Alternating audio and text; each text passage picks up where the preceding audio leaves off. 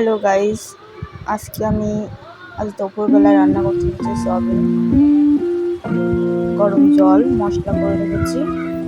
ডিম দিয়ে সয়াবিন তরকারিটা রান্না করব। ওখানে কড়াইতে আলু সেদ্ধ হচ্ছে, ডিমের মধ্যে দিয়ে দেবো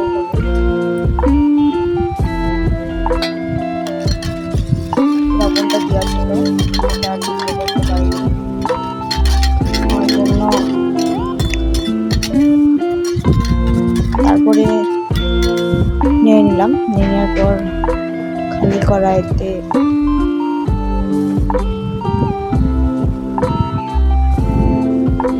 তেল দিয়ে দিলাম।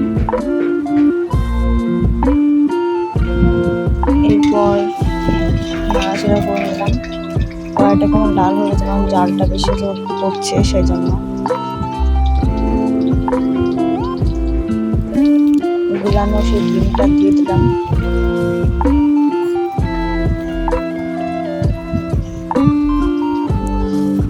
তোমরা কমেন্ট করে জানাবে কেমন হয়েছে রান্নাটা।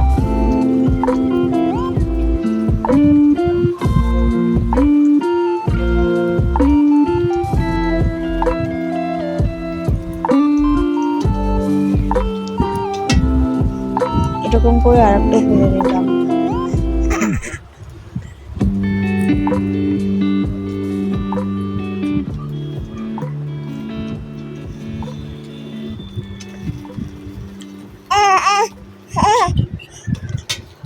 আমার ছেলে দিকে খেলা করছে, এডিট করার সময় ছেলে আমার কথা বলছে।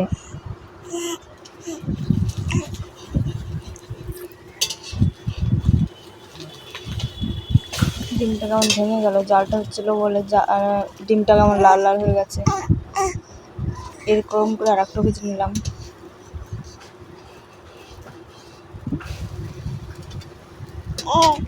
কারণ আমার শাশুড়ি মা এরকম করে রান্না করতে বললো, সেই জন্য এইভাবে রান্না করলাম। ডিমের অমলেট বানিয়ে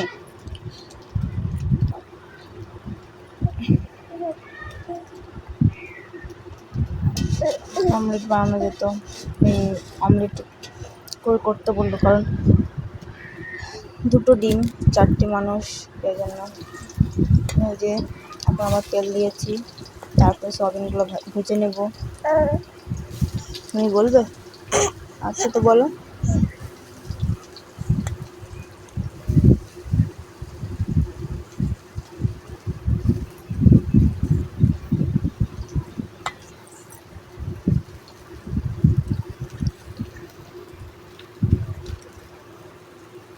এরপর দিয়ে দেবো লবণ, হলুদ।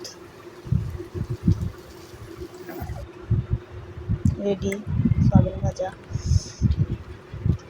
তারপরে দিলাম তেল, কাঁচা জিরে তেলে করে দিয়ে দিলাম ফোড়ন হিসেবে।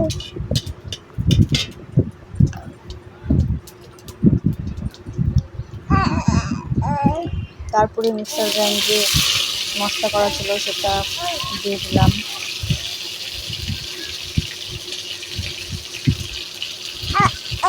লবণ, হলুদ গুঁড়ো দিয়ে নেড়ে নেব। নাড়ার পরে মিক্সার গ্রাইন্ডারে যে মশলাটুকু ছিল সেটার মধ্যে হালকা একটু জল দিয়ে এই মশলার মধ্যে মিশিয়ে দেবো।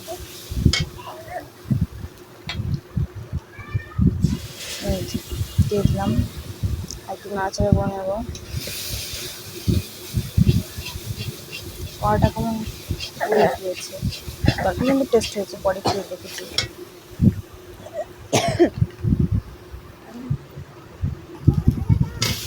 দিয়ে দিলাম আলু, সেদ্ধ আলু।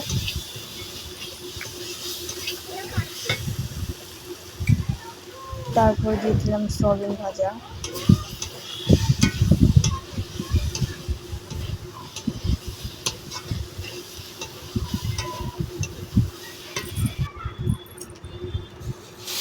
জল দিয়ে দিলাম কষিয়ে নেওয়ার পর।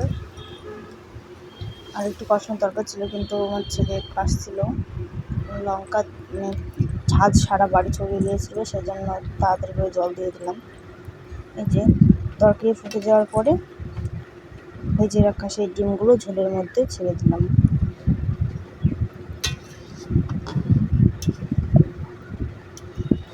এরপরে একটু গরম মশলা ছিটিয়ে দিলাম।